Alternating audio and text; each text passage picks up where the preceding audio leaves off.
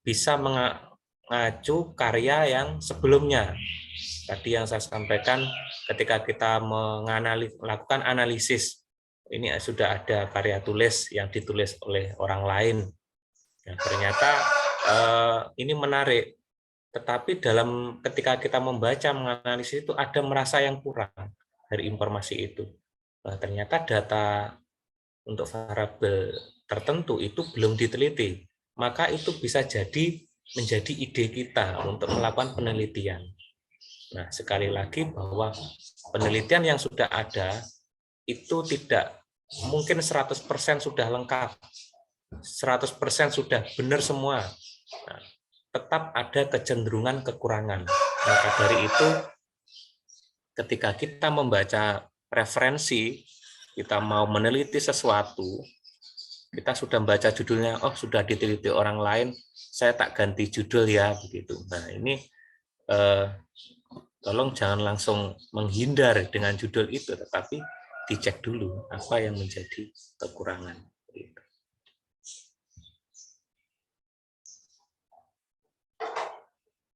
Kemudian, nah, kreativitas ini sebagai suatu proses yang mencerminkan kelancaran, keluasan, dan orisinalitas dalam berpikir serta mengelaborasi suatu gagasan. Ini yang dimaksud adalah ketika manusia dikatakan memiliki kreativitas, maka sebenarnya dalam hidupnya itu dia memiliki satu pola pikir yang lancar. Artinya kalau memikirkan sesuatu itu dia mudah memahami. Lalu dengan berbagai peristiwa dia luwes, punya fleksibilitas. Dan dari pola pikir yang dia dapatkan, ini biasanya akan muncul hasil pemikiran-pemikiran yang orisinalitas, yang memiliki tingkat orisinil dalam berpikir, gitu ya. Nah, setelah itu maka ketika sudah memiliki tiga komponen tersebut, ya, maka selanjutnya adalah proses mengelaborasi, ya, mengembangkan, memperkaya, memperinci dari gagasan yang sudah diperolehnya tadi ketika berpikir. Nah, ini penting sebagai mahasiswa, sebagai akademisi untuk memiliki kemampuan berpikir yang kreatif. Nah, selanjutnya,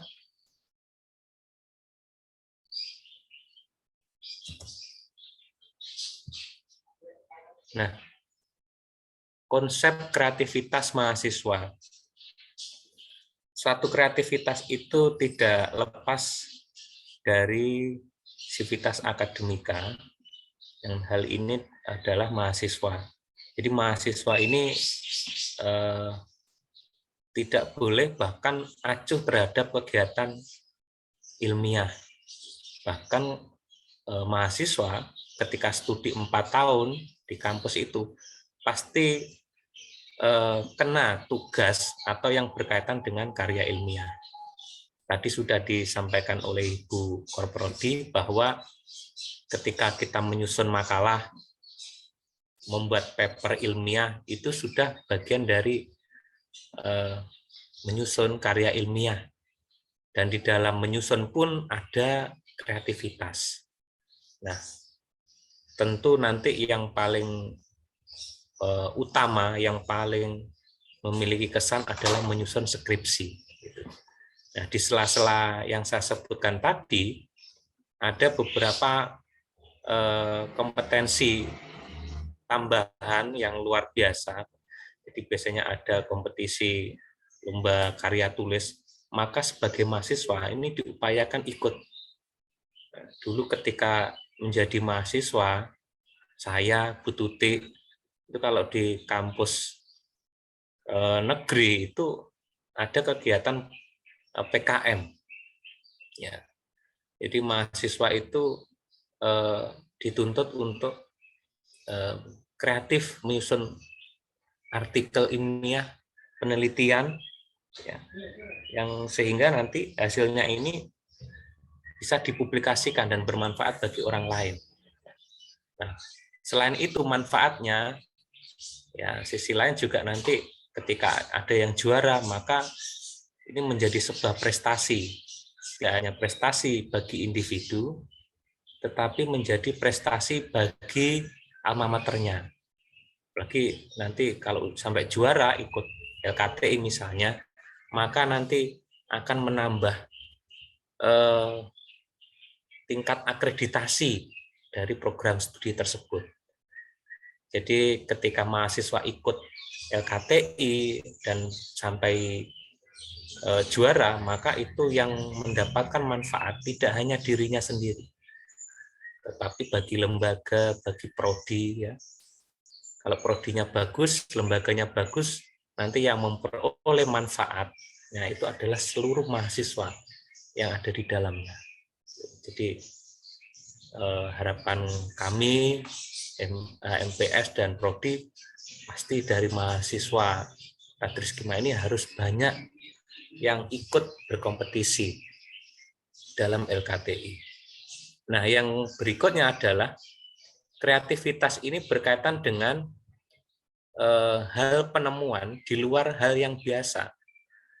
Di mahasiswa itu ketika memandang segala sesuatu yang berkaitan dengan bidangnya, misalnya kalian sekarang mahasiswa Tadris Kimia, ketika pergi ke suatu tempat, misalnya ke tempat wisata, ke alam, maka tanamkanlah dalam pikiran itu berpikir kritis, kreatif, dan inovatif. Jadi memandang sesuatu, oh ini berkaitan dengan kimia, kalau ini bahannya begini bagaimana, kalau ini bagaimana. Nah itu harus sering-sering menanamkan pola pikir itu. Nah ketika sudah mampu seperti itu, maka nanti gampang mencari ide itu. Kalau mau skripsi nggak akan susah-susah. Kalau mau riset, mau ikut LKTI nggak akan susah menemukan ide. Karena sudah punya pola pikir yang kreatif itu. Jadi kemanapun selalu ada ide. Nah, saya selalu menanamkan hal tersebut ke mahasiswa Tadris Biologi. Karena saya sebagian besar itu berinteraksinya di mahasiswa Tadris Biologi. Jadi kalau saya ngobrol ke mahasiswa, ketika kamu rekreasi kemana misalnya ke pantai, maka kamu menemukan satu hewan atau tumbuhan laut kok jumlahnya banyak gitu. Nah, maka haruslah muncul dalam pikiran, kenapa kok populasinya banyak? Kemudian apa saja yang ditemukan? Jadi pertanyaan-pertanyaan itu muncul dalam pikiran, dan pertanyaan itu ketika ditindaklanjuti dengan perencanaan penelitian, maka nanti bisa jadi hasilnya itu sebuah karya tulis yang tergolong baru. Ya. Jadi penelitian itu jangan hanya sesuatu yang risetnya besar, alatnya canggih itu dikatakan baik. Tapi penelitian yang bisa dikatakan caranya sederhana, tapi itu hal yang baru, maka itu sudah luar biasa. Ya, kalau kita langsung mikirnya yang penelitian yang hebat, maka itu nanti dalam menggapainya itu akan kesulitan juga, karena harus didukung dengan alat yang canggih, harus membutuhkan waktu yang lama. Maka dari itu mending dalam melatih melakukan penelitian, itu penelitian yang sederhana terlebih dahulu. Tapi yang sederhana itu merupakan sesuatu yang baru. Gitu.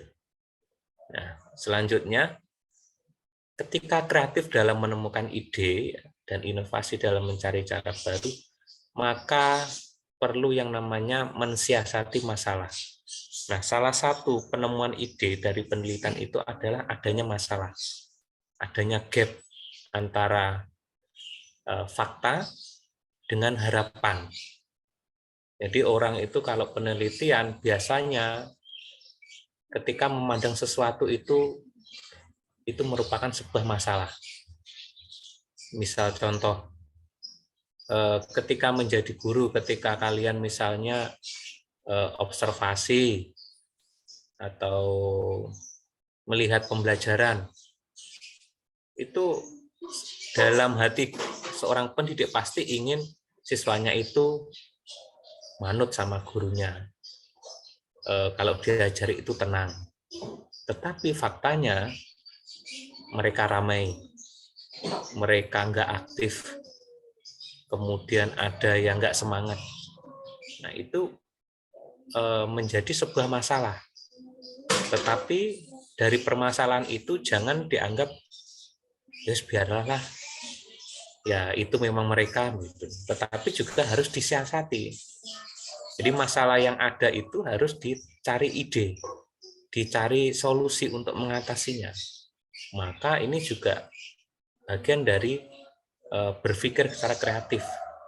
Nah, akhirnya nanti ditindaklanjuti menjadi bahan untuk penelitian.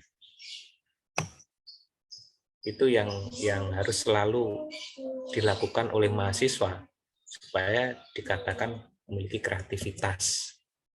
Nah, bisa saya simpulkan bahwa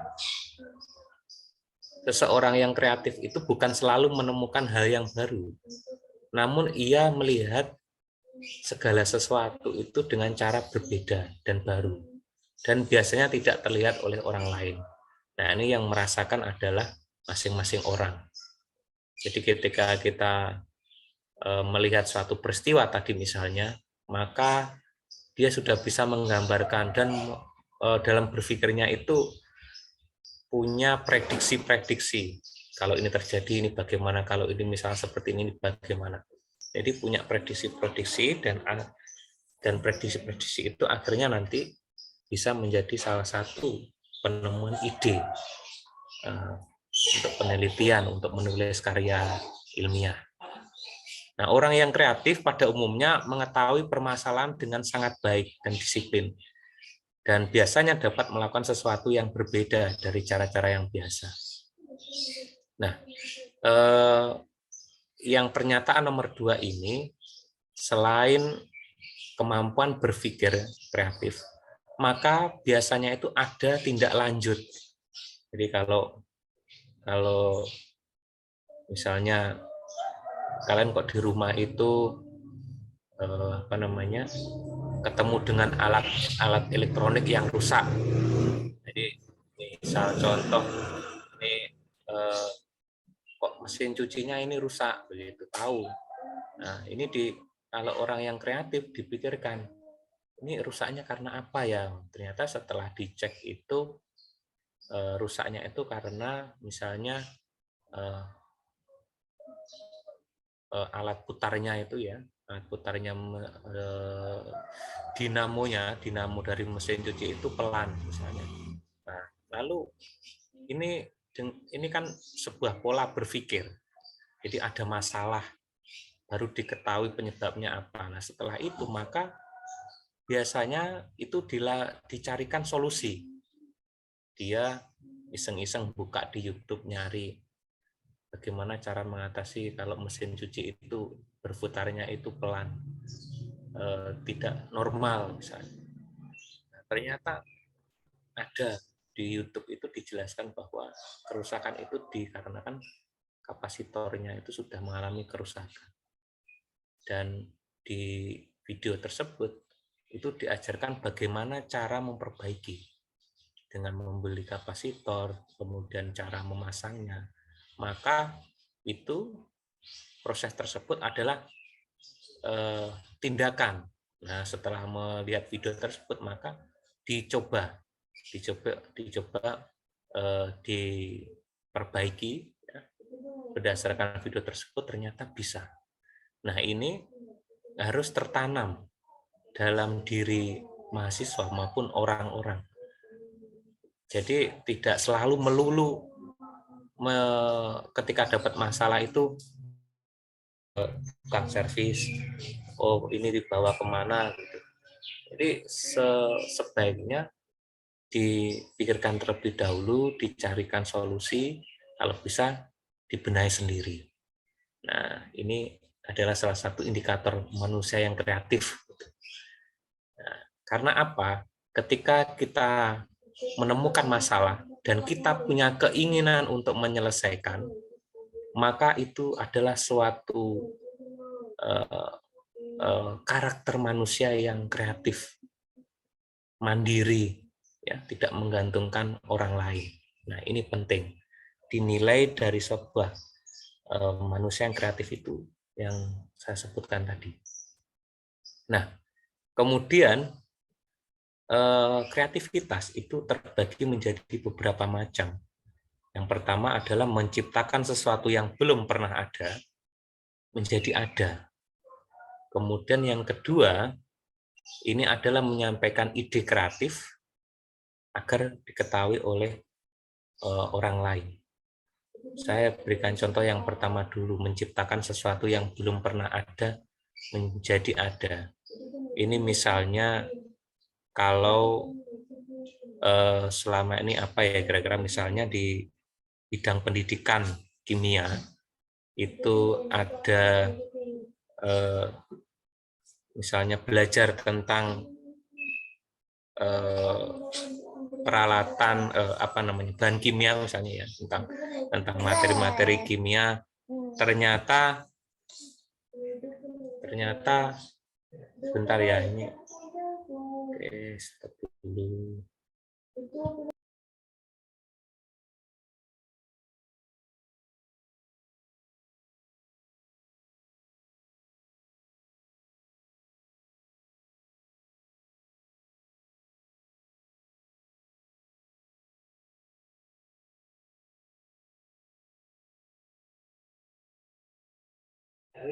Baik, saya lanjutkan.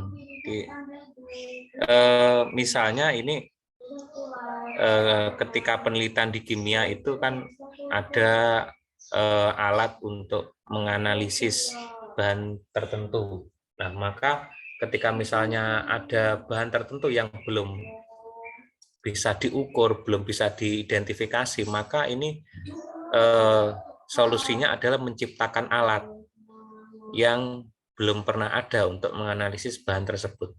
Maka ini adalah contoh dari kreativitas yang menciptakan sesuatu yang belum pernah ada menjadi ada. Yang kedua tadi adalah menyampaikan ide kreatif agar diketahui oleh orang lain. Nah, ketika menemukan ide penelitian, kemudian dijadikan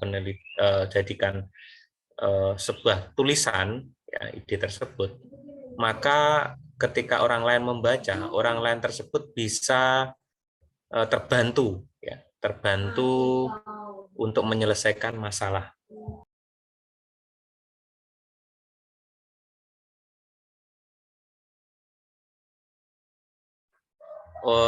Itu bisa bisa membantu orang lain, sehingga harapannya ide yang kita temukan itu menjadi sebuah solusi bagi orang lain.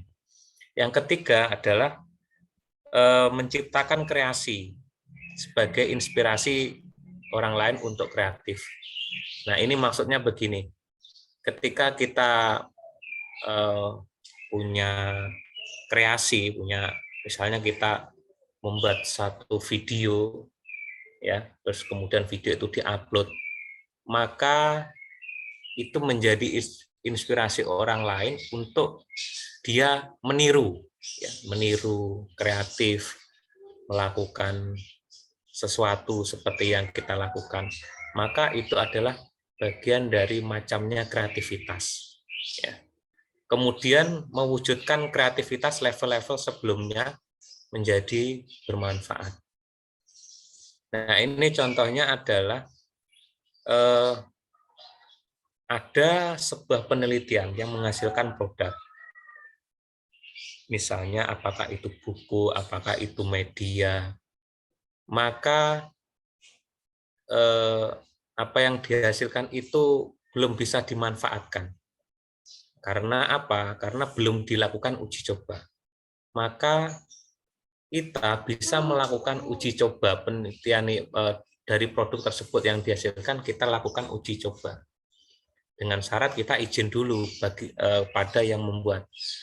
Nah, ketika diperbolehkan maka kita uji coba. Nah, hasil uji coba ternyata produk tersebut bermanfaat. Nah, maka dari itu ini bisa dikatakan sebuah kreativitas yang itu adalah melanjutkan tahapan yang berikutnya yang belum selesai. Nah, ini boleh. Jadi kalau dulu misalnya ketika S1 itu ada mahasiswa yang skripsinya itu pengembangan. Nah, hasilnya pengembangan tersebut itu belum dilakukan uji coba. Maka mahasiswa yang berikutnya, adik tingkatnya itu adalah melakukan uji coba dari produk yang dihasilkan tadi dan ternyata mampu. Nah, sehingga produk tersebut akhirnya bisa disebarluaskan hasilnya untuk guru-guru yang mengajar di berbagai jenjang sekolah. Nah, ini yang merupakan contoh dari mewujudkan kreativitas pada level-level sebelumnya. Dan yang terakhir adalah menciptakan kreativitas baru. Kumpulan dari kreativitas itu yang baru itu maka disebut inovasi baru. Ini yang terakhir ini bisa dikatakan adalah kumpulan dari kreativitas yang sudah dilakukan, maka itu nanti akan menjadi sebuah inovasi baru. Ibaratnya contohnya itu kalau kita merakit sesuatu, misalnya mobil ya, misalnya merakit mobil itu kita menemukan kreativitas dalam hal misalnya model ban mobil, pintunya. Nah, ini kan suatu yang kompleks. Jadi kreativitas berbagai bagian dari mobil ketika digabungkan maka menghasilkan satu mobil. Nah, satu mobil itu yang dinamakan inovasi baru. Nah, itu logikanya seperti itu. Nah, dengan kreativitas dan inovasi yang optimal yang dilakukan oleh mahasiswa, tentunya ada atas bimbingan dosen, maka nanti akan melahirkan karya yang memiliki nilai kebaruan dan luar biasa jika itu terjadi di perguruan tinggi kita ya dan di masing-masing prodi. Jika ini sering dilakukan, maka nanti akan menghasilkan karya-karya yang luar biasa. Tentunya nanti harapannya di Tadris Dunia ini banyak mahasiswa yang tergugah hati dan pikirannya untuk meneliti, untuk menghasilkan karya ilmiah. Kemudian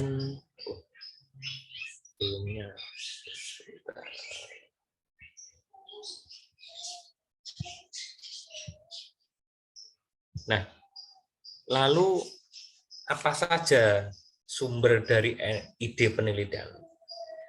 Jadi kalau kita sudah memiliki pola pikir yang kreatif, maka yang selanjutnya adalah perlu kita pahami sumber dari ide penelitian itu dari mana saja. Yang pertama adalah berasal dari pengamatan masalah di lingkungan. Jadi tadi sempat saya singgung sedikit bahwa peristiwa apapun di lingkungan yang itu mengandung sebuah masalah, maka bisa dijadikan sebagai sumber ide penelitian. Yang kedua adalah bacaan ilmiah. Ketika browsing di internet, menemukan penelitian-penelitian sebelumnya, dari penelitian itu ternyata ditemukan beberapa kekurangan, kelemahan, datanya belum lengkap, maka itu bisa menjadi sumber ide penelitian.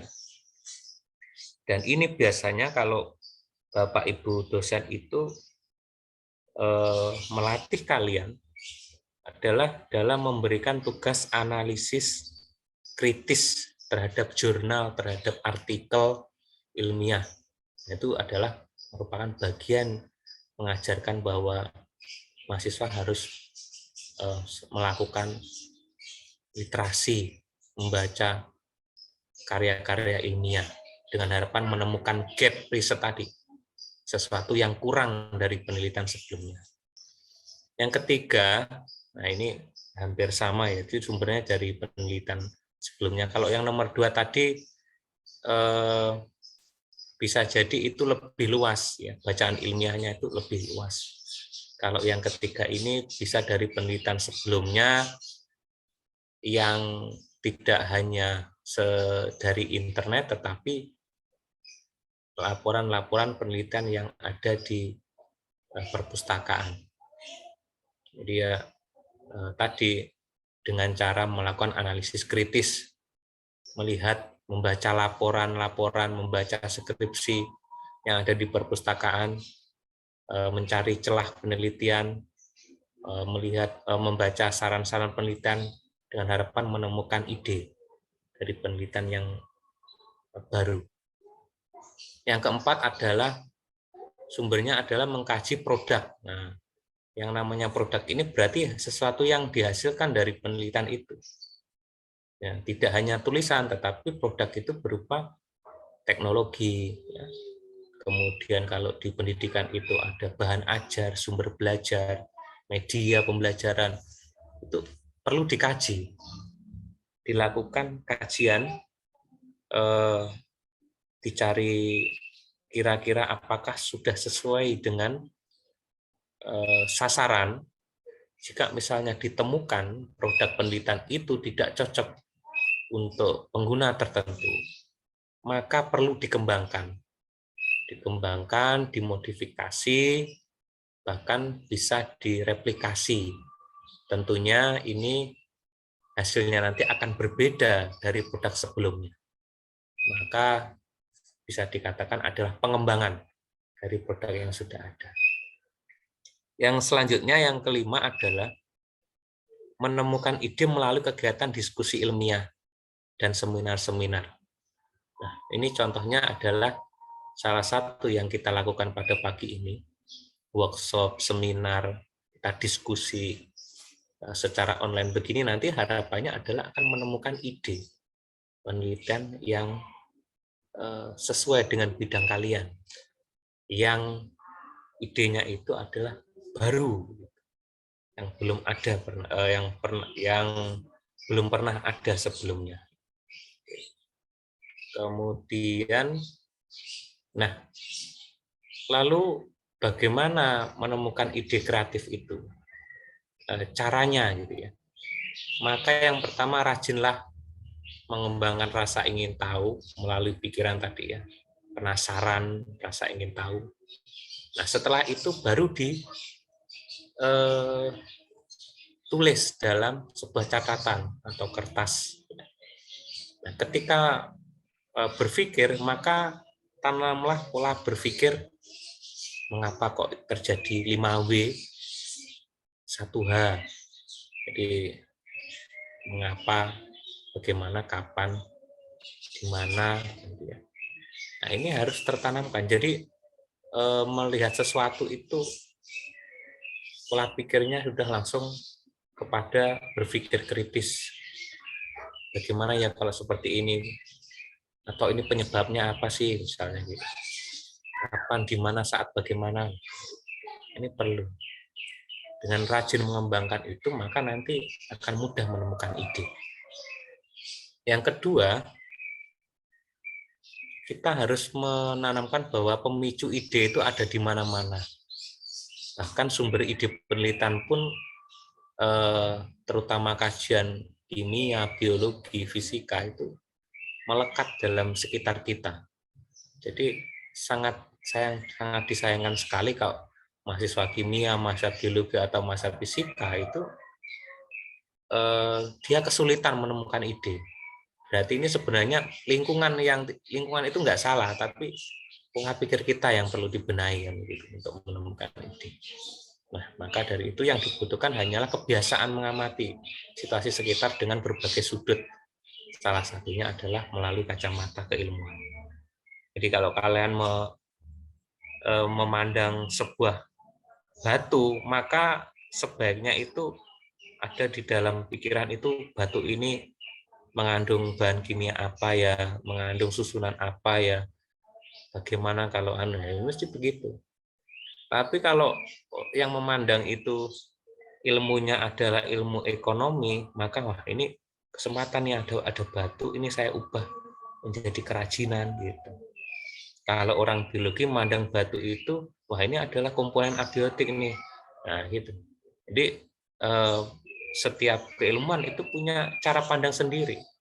Maka nanti yang mahasiswa kimia memandangnya ya harus dari sudut ruang lingkup keilmuan kimia, sehingga nanti akan cocok dengan penelitian-penelitian yang memang bidangnya kalian adalah bidang kimia. Nah, kemudian yang ketiga adalah kita perlu mengetahui tempat atau situasi aktivitas apa yang dapat memicu ide kreatif untuk menulis karya tulis. Nah, ini yang dimaksud ini adalah setiap manusia itu memiliki situasi dan tempat di mana dia produktif. Misalnya kok kalian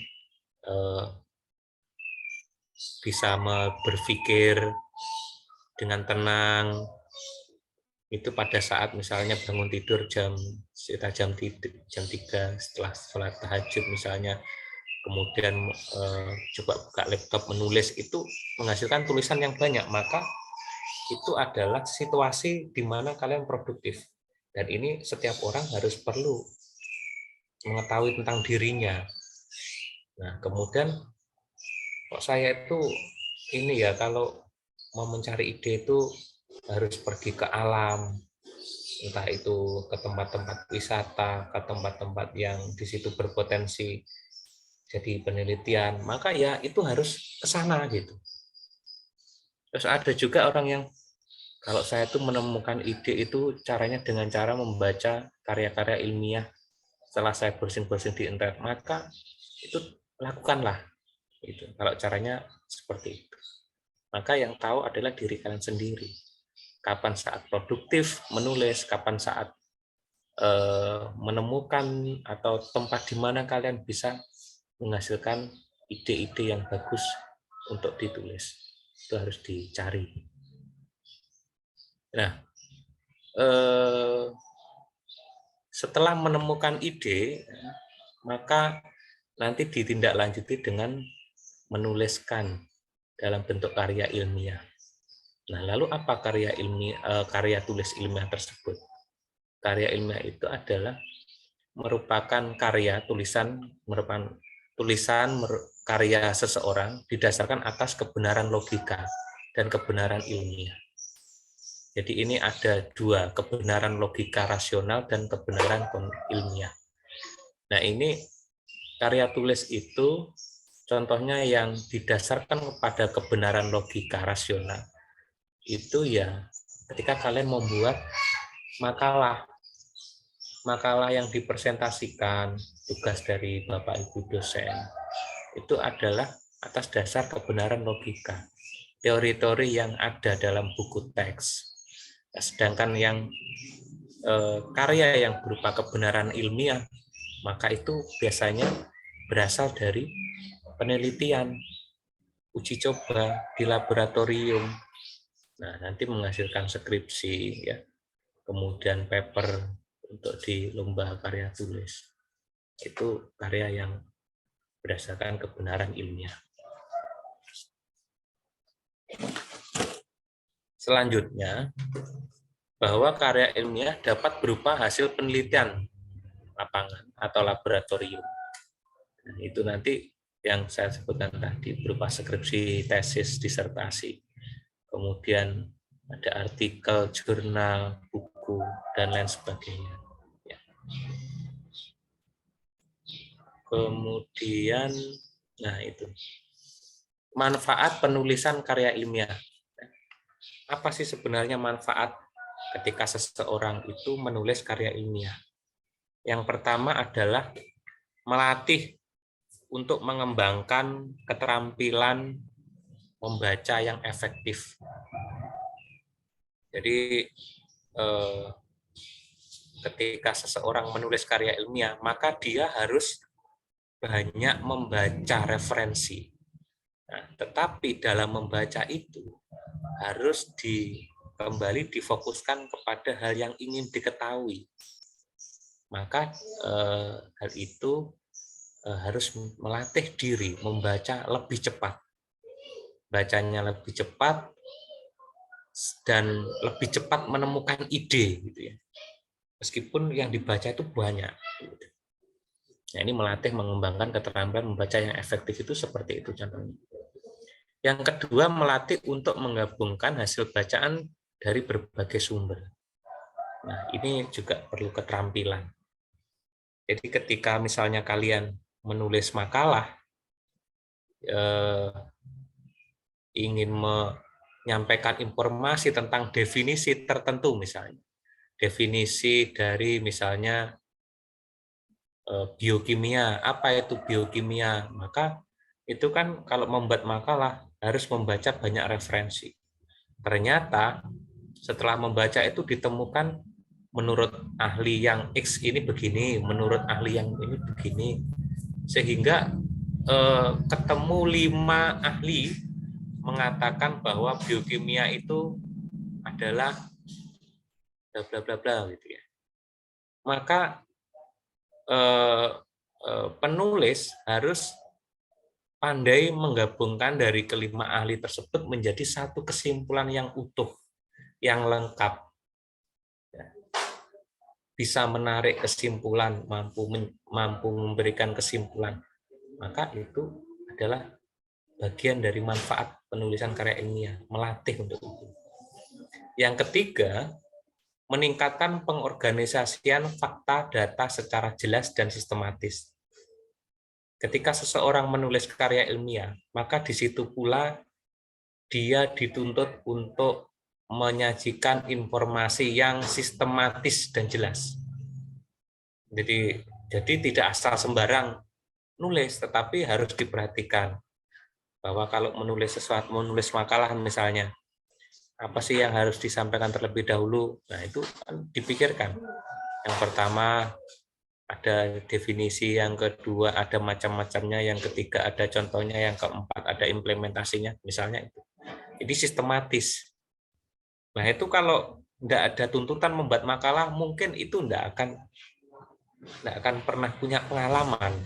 Maka dari itu sebagai manfaat dari dilakukan penulisan karya ilmiah. Yang keempat adalah memperoleh kepuasan intelektual. Jadi kalau kita sudah terlatih membuat makalah, membuat skripsi, membuat artikel jurnal, maka ketika sudah jadi dan kita publish, dibaca orang, lalu orang tersebut menjadi lebih tahu, maka secara tidak langsung kita itu merasa diri kita itu berguna, tulisan kita itu berguna bagi orang lain. Maka dengan tersebut, maka itu nanti akan muncul yang namanya kepuasan intelektual. Ikut senang karena orang lain bisa menikmati karya kita. Yang kelima, memperluas cakrawala ilmu pengetahuan.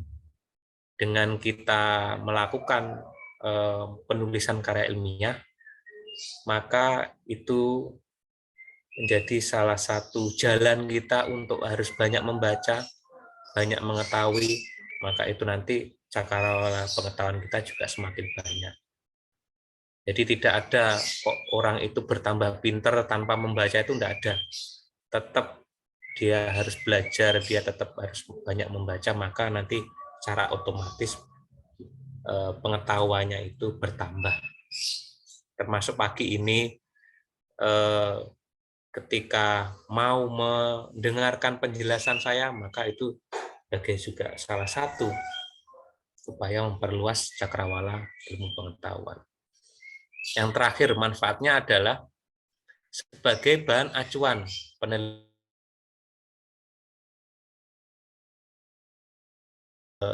karya yang kita hasilkan, maka nanti menjadi acuan penelitian pendahuluan atau penelitian bagi orang lain untuk selanjutnya. Dan penelitian orang lain itu bisa jadi nanti menjadi acuan bagi kita untuk melakukan penelitian berikutnya. Itu manfaatnya begitu untuk orang lain.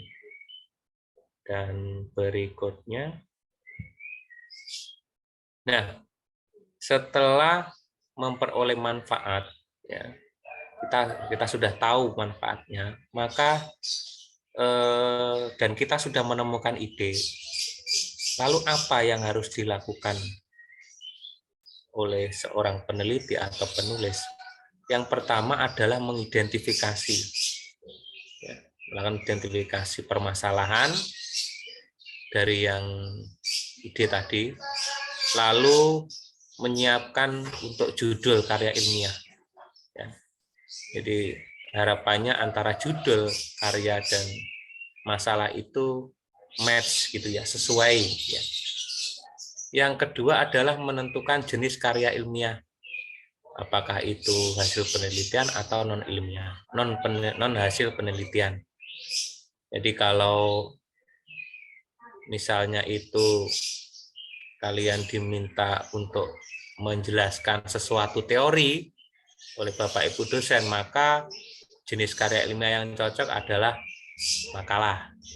Tapi kalau diminta Bapak Ibu dosen untuk bekerja di laboratorium, maka nanti jenis karya ilmiahnya berupa hasil penelitian, bisa jadi hasil praktikum, ya, juga hasil penelitian.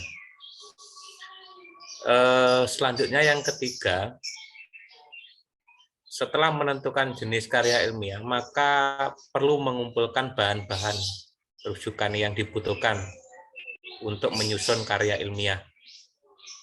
Untuk apa bahan tersebut? Nanti bahan tersebut adalah untuk menulis kajian teori. Kajian teori biasanya itu nanti membutuhkan teori-teori tentang judul yang kita ambil. Yang kedua, rujukan atau bahan-bahan itu nanti untuk menuliskan metodologi dan metodologi yang nanti dipakai oleh peneliti. Dan yang terakhir, bahan-bahan dari rujukan tersebut adalah untuk menuliskan penelitian terdahulu. Jadi kalau kita menuliskan karya ilmiah, maka dalam menulis kajian teori, metodologi, dan penelitian terdahulu itu pasti sebelumnya adalah mengumpulkan bahan-bahan dan membacanya tentunya ya, itu dari berbagai macam sumber. Yang keempat, persiapan menulis adalah dengan memahami aturan penulisan dan komponen isi karya tulis ilmiah. Nah, ini biasanya kalau kalian membuat makalah, itu kan pasti tanya ke Bapak Ibu dosen, nanti jenis hurufnya apa, ukuran kertasnya apa, begitu kan. Lalu maksimal berapa lembar. Nah, ini adalah aturan penulisan dan isinya apa misalnya. Misalnya bab 1 ada latar belakang, tujuan penulisan, rumusan penulisan. Nah, nanti kalau skripsi juga begitu, ada pedomannya sendiri. Ya. Dan setiap kampus pun juga berbeda. Jadi skripsi yang ada di kampus yang di luar kita itu punya pedoman sendiri. Dan kita sendiri juga punya pedoman. Maka sebelum menulis itu kita perlu memahami. Apalagi mahasiswa yang ikut lomba karya tulis di kampus tertentu, maka dia dalam menuliskannya itu juga harus memahami aturan yang disediakan oleh panitia. Itu berupa pedoman. Nanti dia ikut lagi lomba karya tulis di perguruan tinggi lain, maka nanti pedomannya juga akan berbeda lagi. Nah, itu yang harus dipahami. Kalau mahasiswa ikut lomba karya tulis dan dia menulis sesuai dengan keinginannya secara format, maka nanti dia bisa gagal. Meskipun tulisannya itu isinya bagus, tapi formatnya ngawur. Nah, itu maka nanti dia bisa menjadi penyebab tidak lolos seleksi lomba karya tulis. Nah, ini adalah tahapan identifikasi masalah. Jadi kalau tadi sudah menanamkan pola berpikir bahwa segala peristiwa itu bisa jadi menjadi ide penelitian, maka perlu yang namanya tindak lanjut, yaitu mengidentifikasi sehingga masalah yang ditemukan atau peristiwa yang ditemukan itu betul-betul layak untuk diteliti atau layak untuk menjadi sebuah ide. Caranya yang pertama adalah mengidentifikasi seluruh masalah yang ditemukan dengan berbagai metode. Jadi mendalami masalah yang ada. Caranya bagaimana? Metodenya bagaimana? Nah, metodenya itu adalah menggunakan metode observasi, wawancara, dan analisis awal. Nah, ini juga nanti akan berlaku ketika kalian misalnya menyusun skripsi. Pasti di latar belakang itu harus ada observasi, wawancara, analisis. Misal satu contoh. Ini saya contohkan misalnya mahasiswa biologi ini skripsinya adalah tentang keanekaragaman jenis ikan yang ada di laut Pantai Popoh. Maka sebelum dia memilih judul tersebut, keanekaragaman ikan hasil tangkapan nelayan di Pantai Popoh, maka dia harus observasi, harus ke sana terlebih dahulu, mengamati. Nah, ketika nelayan datang, kemudian masuk ke pelelangan, itu dia melihat, oh ternyata ikannya itu lebih dari 5, ada misalnya ditemukan 5 jenis yang berbeda. Maka nanti ketika dia membuat latar belakang, dia menuliskan berdasarkan hasil observasi pada tanggal sekian di Pantai Popoh ditemukan 5 jenis ikan. Maka ini menjadi informasi yang akurat karena melalui proses observasi. Nah, setelah itu untuk memantapkan latar belakang, maka perlu informasi tambahan dari segi cara wawancara. Tanya ke nelayan dia, Pak, biasanya jenis ikan apa saja yang diperoleh dari Pantai Popoh ini? Dia sebutkan nelayannya itu ikan ini, ikan ini, ikan ini. Nah, dia nambah lagi informasi berdasarkan hasil wawancara ditemukan ikan ini. Nah, ini dari 2 ini, maka nanti ketika memilih masalah yang mau diteliti atau ide penelitian, ya, dia memiliki alasan kenapa kok tertarik gitu. Nah, dengan berbagai metode tersebut.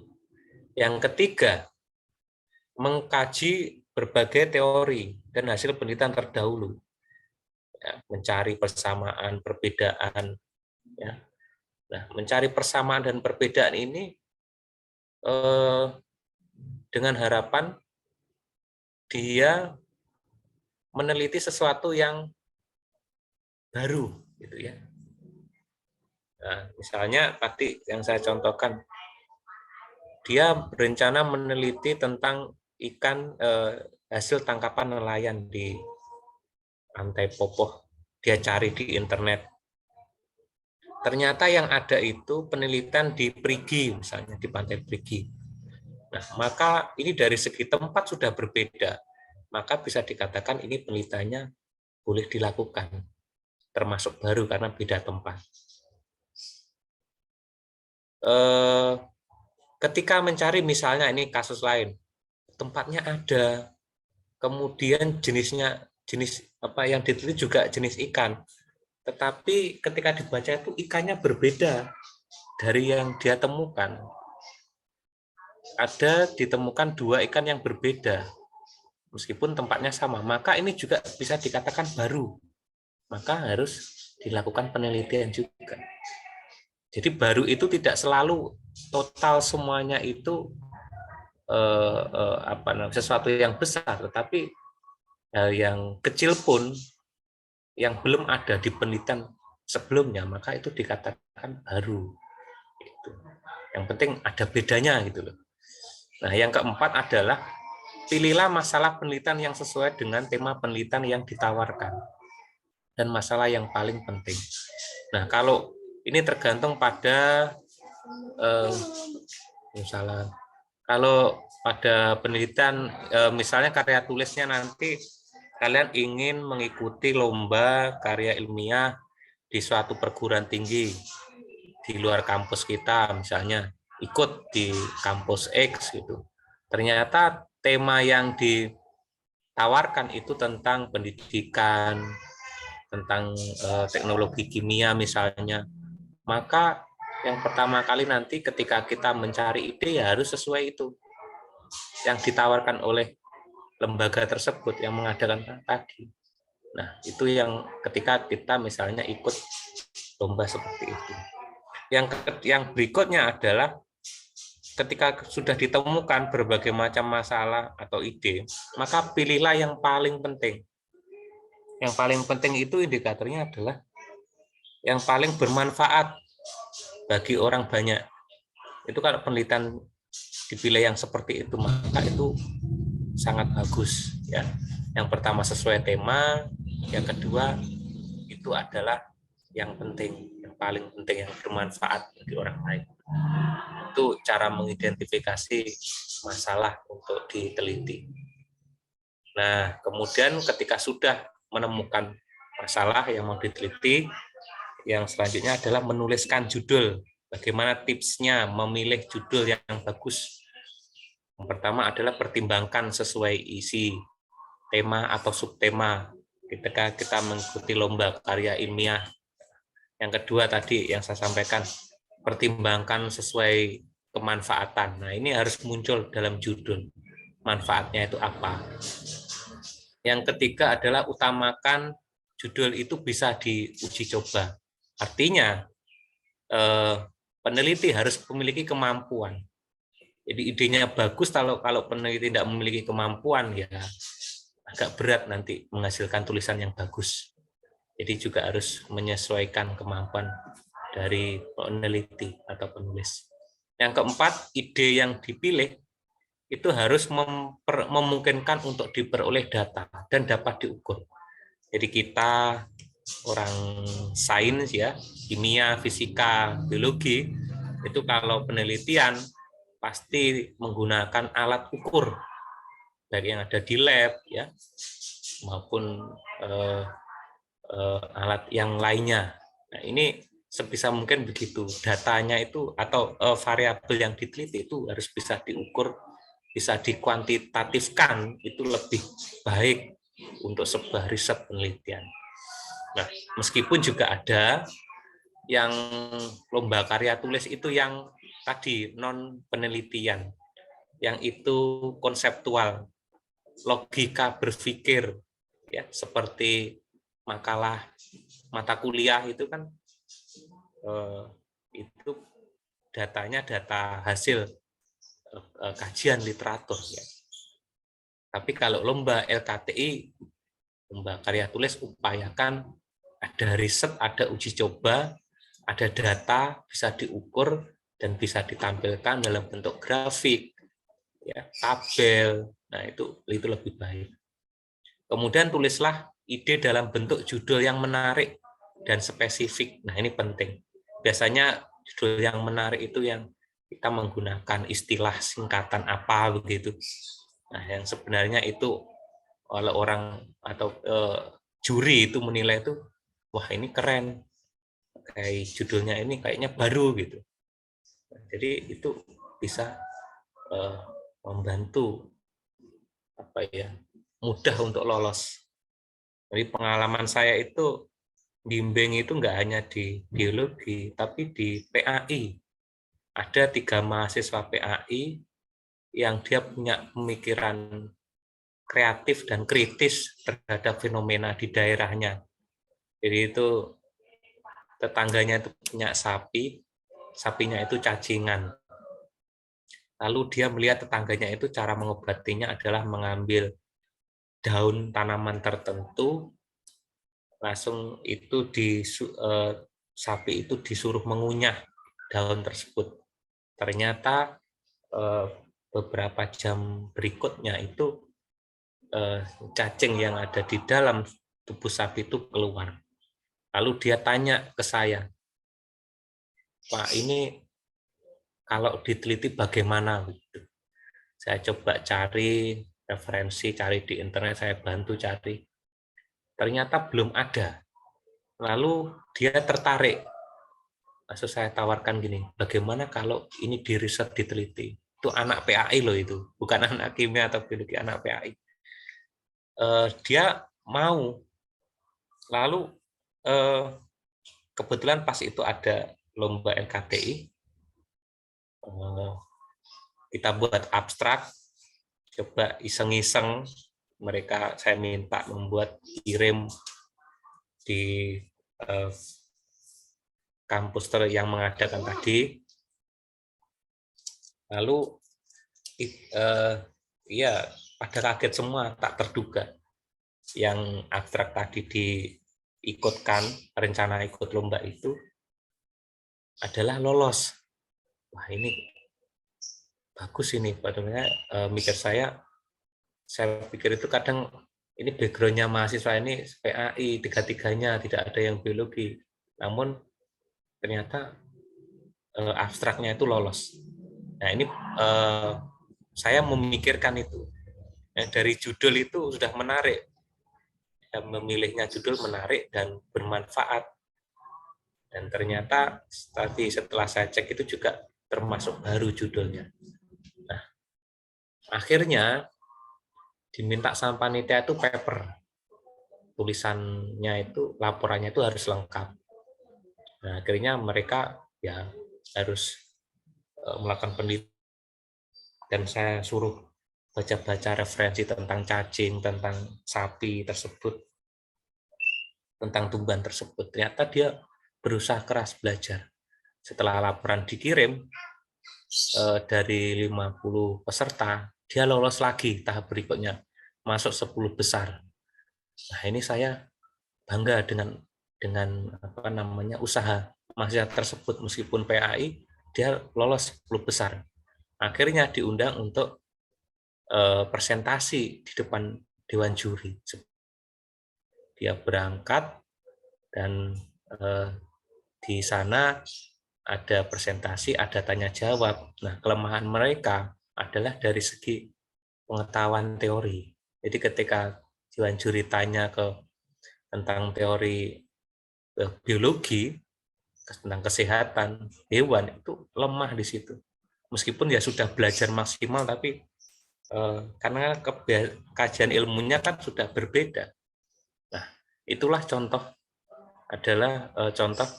bahwa dalam pemilihan judul atau dalam penelitian pun, ketika kita bisa meramu dengan baik, maka bisa lolos, bisa tembus, meskipun backgroundnya dari peneliti itu dari bidang lain.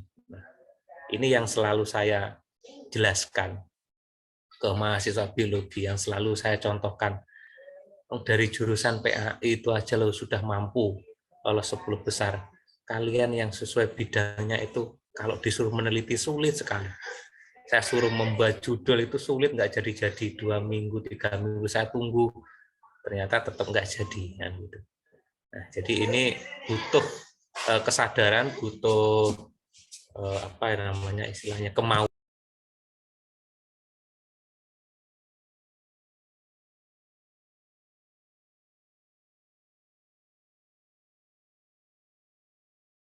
Oke, baik, saya lanjutkan sedikit lagi.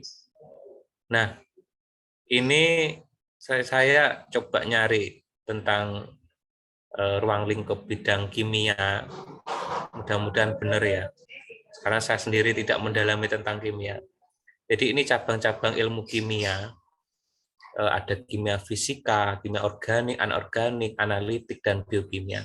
Jadi ini nanti harapan saya, ketika kalian menginginkan sebuah penelitian, maka kalian masing-masing nanti mengkaji ruang lingkup kimia yang ada di bidang kalian, lihat yang memungkinkan, yang berpotensi menjadi ide penelitian itu yang mana. Silakan nanti ditekuni, sehingga itu nanti kalau ditekuni, maka nanti penelitian pun akan lancar, menulis pun akan mudah. Itu.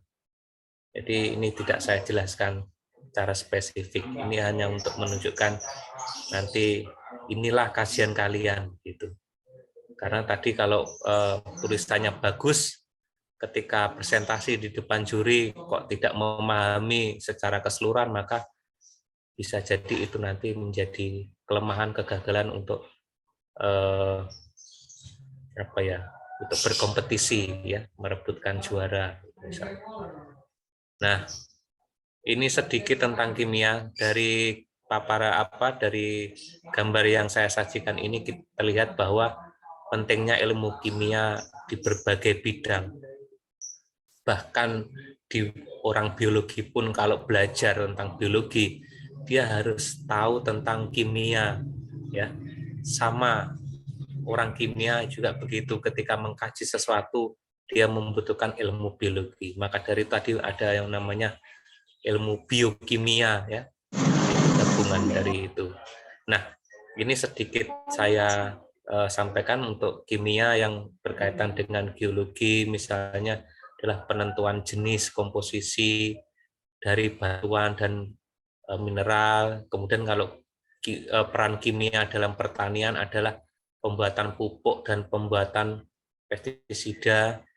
Kimia dalam ilmu pangan terkait dengan pengolahan bahan adiktif makanan, kimia ke biologi, studi proses metabolisme, lalu kimia di kedokteran ada analisis cairan tubuh untuk keperluan diagnosis ya. Kimia di bidang farmasi pembuatan obat-obatan, kimia di fisika studi tentang sifat fisis dan sifat kimia dari sebuah material. Kimia di teknik industri ada pembuatan serat sintesis, pembuatan pigmen warna, dan pembuatan bahan baku industri lainnya. Di bidang elektronika, kimia juga diperlukan untuk pembuatan komponen sirkuit, ya chips. Di bidang metalurgi adalah pembuatan panduan logam, dan yang terakhir kimia di bidang arkeologi adalah penentuan umur fosil. Jadi betapa pentingnya ilmu kimia di berbagai bidang, maka yang pertama kita wajib mensyukuri kalian masuk di tadris kimia.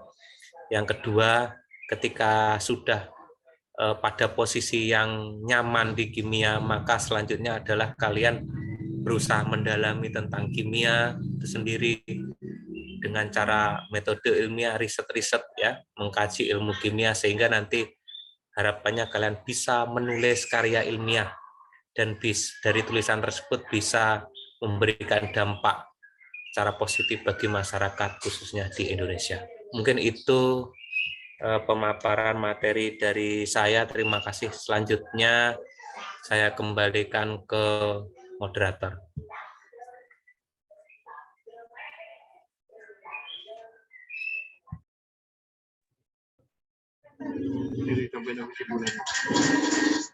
Baik, hadirin yang kami hormati, demikianlah pemaparan materi yang dibawakan oleh Bapak Nanang Purwanto, MPD. Dan selanjutnya kami akan membuka sesi tanya jawab. Adapun ketentuan yang harus diperhatikan yaitu peserta yang ingin bertanya dipersilakan menyebutkan identitasnya terlebih dahulu. Silakan yang ingin bertanya.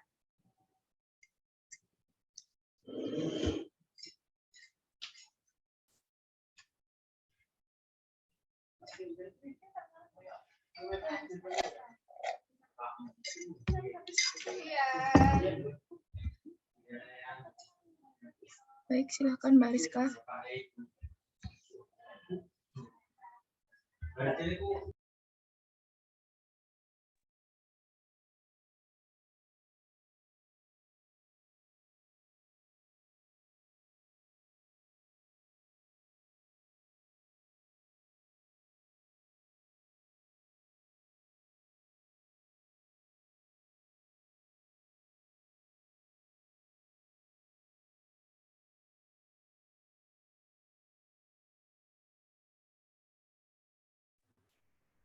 Silakan Mbak Rizka.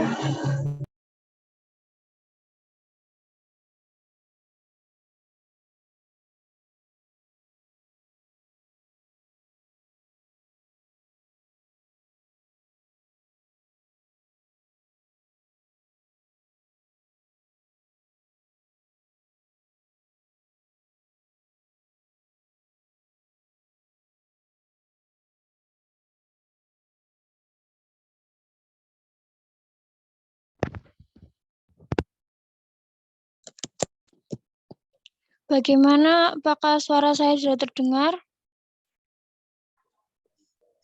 Terdengar. Baik, Kak. Saya ulangi. Mohon maaf tadi atas kesalahan tadi. Perkenalkan, saya Rizka Amalia Sulum dari Prodi Teknik Kimia semester 2. Izin bertanya, bagaimana cara kita dalam mengatasi writer's block ketika menyusun karya tulis? Kemudian, apakah ada upaya pencegahan agar kita tidak mengalami writer's block tersebut? Karena banyak dari penulis mengalami hal tersebut. Contoh saja dari penelitian yang dilakukan oleh Adam Grant dan Francesca Gino pada tahun 2019 yang menunjukkan bahwa sekitar 80% penulis yang mereka survei mengalami writer's block pada suatu titik dalam kehidupan mereka. Seperti itu. Terima kasih.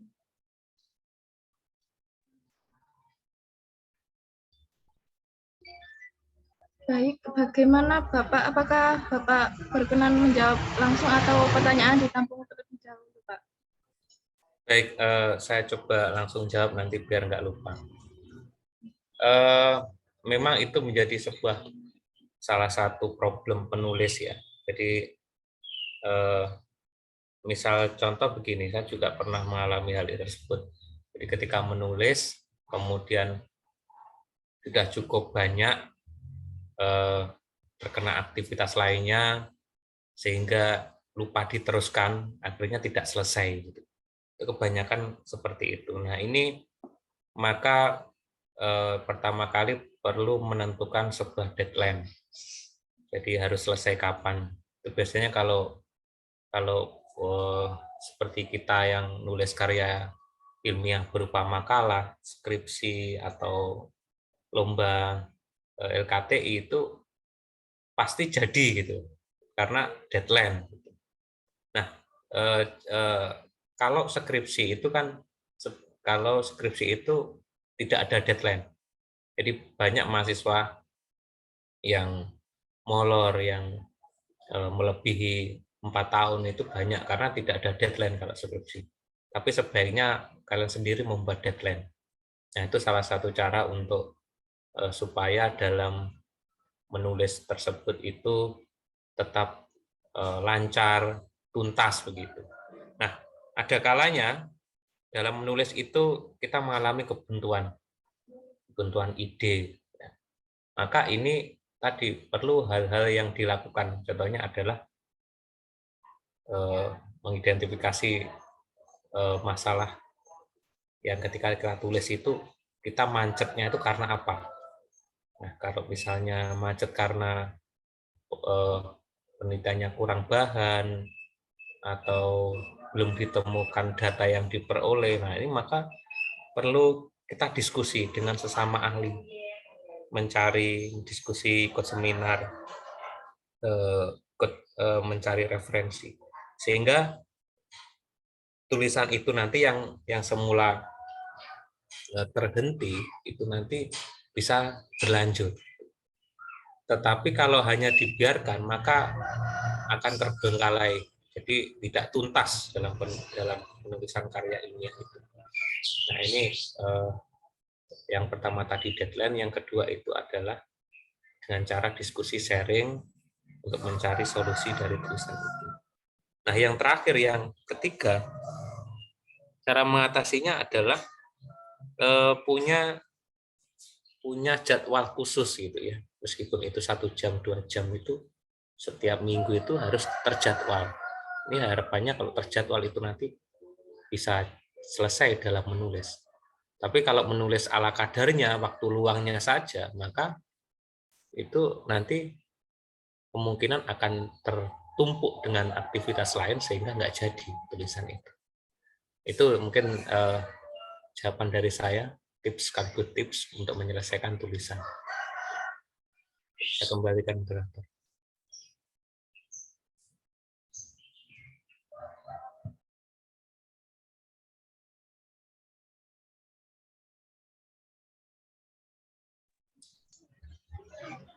Bagaimana Mbak? Sudah Kak, sangat terbantu. Terima kasih Pak. Sama-sama. Ini Mbak Rizka ini hanya pernah ini ya di mata kuliah biologi umum ya. Iya, Pak. Masih ingat saya, karena sering absen itu ya. Oke. Ini kayaknya banyak yang ikut peserta di sini yang dulu masih saya di mata kuliah biologi umum. Senang saya bisa reuni di sini melihat kalian. Terutama tadi juga MC-nya, moderatornya juga kayaknya. Masih ingat saya. Oke, Iya, apalagi Pak. pertanyaan? Apalagi ada pertanyaan lagi mungkin? Monggo. Silakan yang ingin bertanya.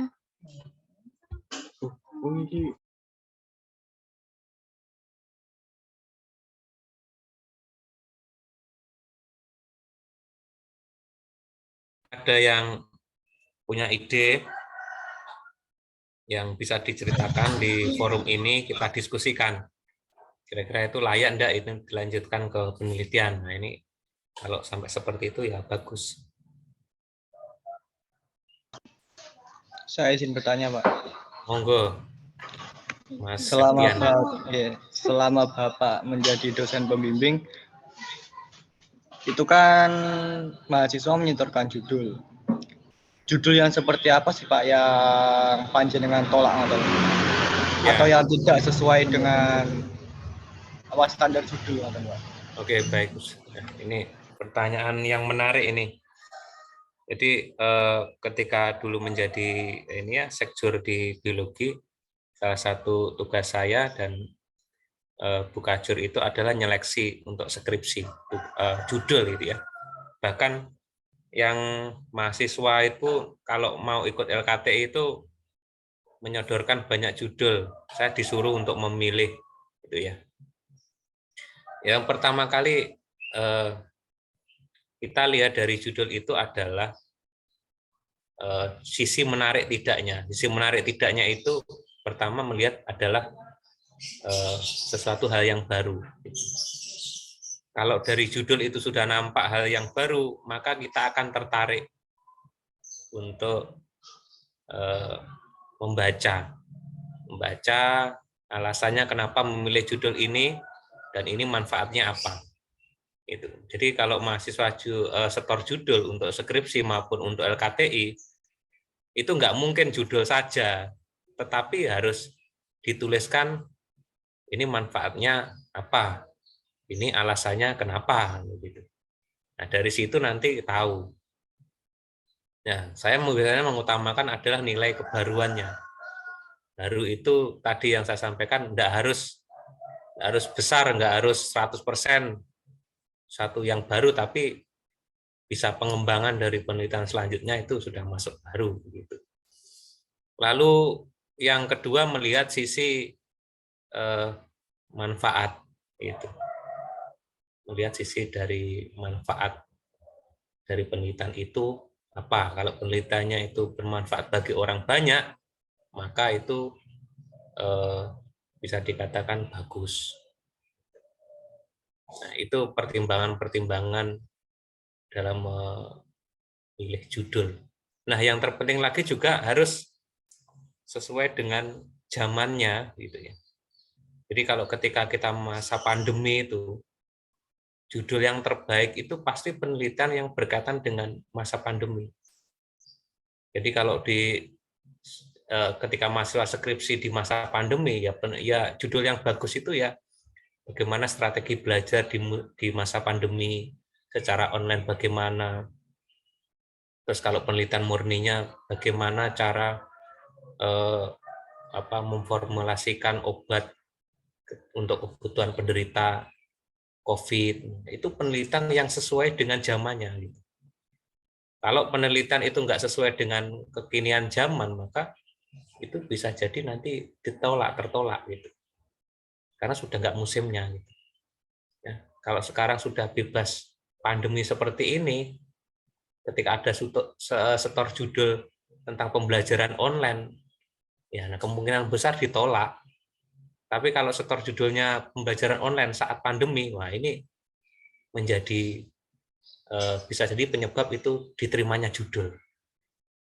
Begitu ya jawaban saya untuk Mas Septian Yudo.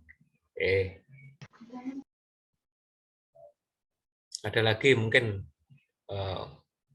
yang ditanyakan atau ada yang belum puas dengan jawaban saya? Monggo, silakan.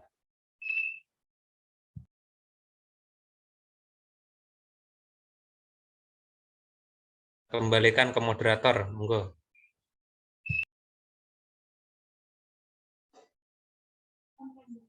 Apakah masih ada yang ingin bertanya?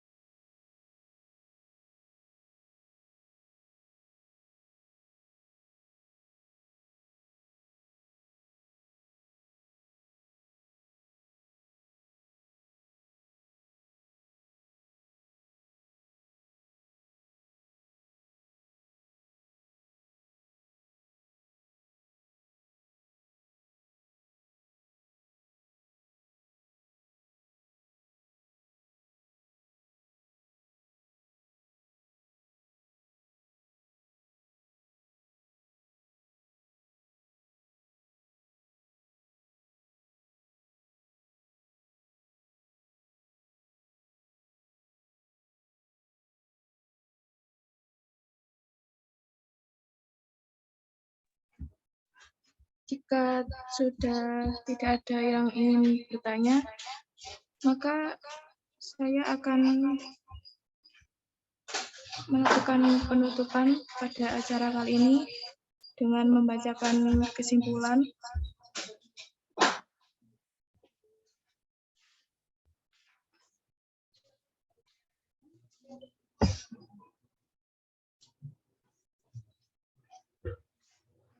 Kesimpulan pada workshop hari ini adalah kreativitas merupakan kemampuan untuk menghasilkan hal baru yang belum pernah ada sebelumnya. Konsep kreativitas mahasiswa adalah bagian tak terpisahkan dari pemikiran sivitas akademik kampus. Mahasiswa dituntut untuk lebih kreatif dan inovatif. Kreatif dalam menemukan ide baru dan inovatif dalam mencari cara baru untuk mensiasati permasalahan yang ada.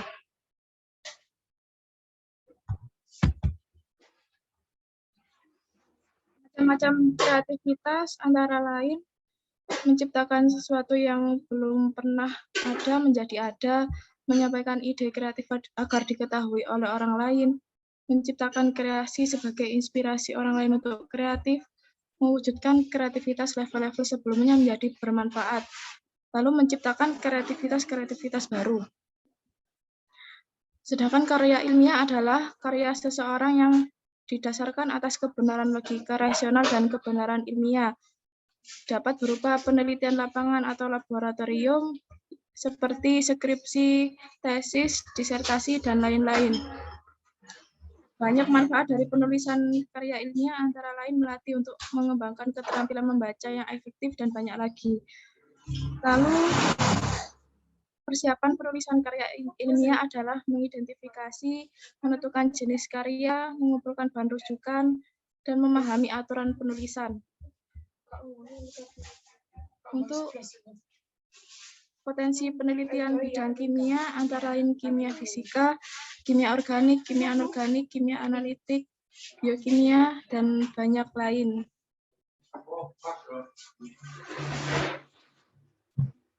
Para hadirin sekalian, sekali lagi kami mengucapkan terima kasih kepada para tokoh pembicara dan juga seluruh hadirin yang telah berpartisipasi dalam kegiatan workshop penulisan kali ini. Sebelum itu, kita akan melakukan sesi dokumentasi.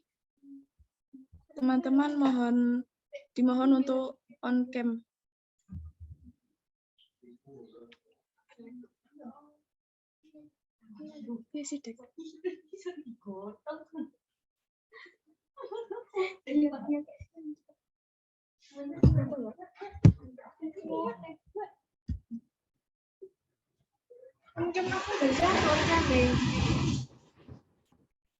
Ya.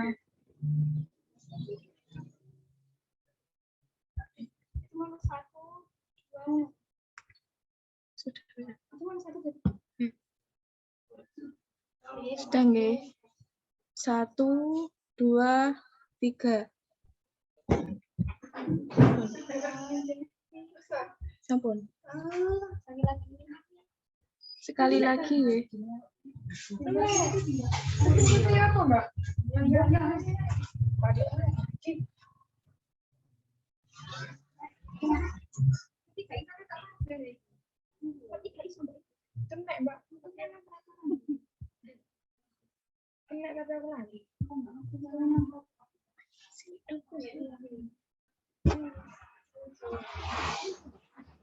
Satu, dua, tiga. Sampun.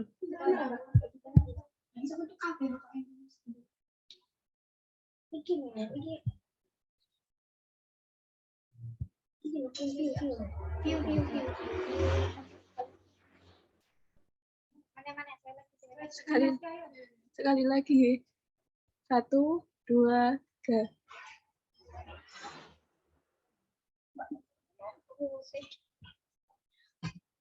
Sampun. Akhir kata, saya selaku moderator undur diri. Mohon maaf apabila ada kesalahan perucapan. Semoga kita dapat bertemu kembali dalam acara lainnya. Terima kasih. Wabillahi taufiq wal hidayah. Assalamualaikum warahmatullahi wabarakatuh. Waalaikumsalam warahmatullahi wabarakatuh. Wabarakatuh. Terima kasih pada panitia. Bagus acaranya. Sama-sama, Pak. Ya, saya izin live dulu ya. Baik, Bapak. Ya, Assalamualaikum warahmatullahi wabarakatuh. Waalaikumsalam warahmatullahi wabarakatuh.